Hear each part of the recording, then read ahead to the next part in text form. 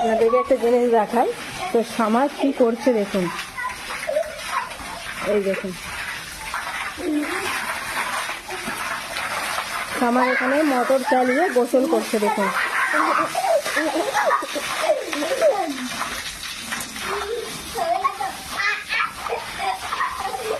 কিভাবে আনন্দ করছে দেখুন।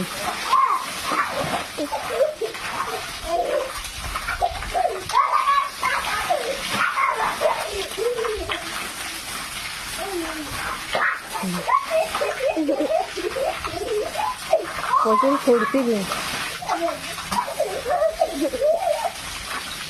চলে এসো, হয়ে গেছে চলে এসো।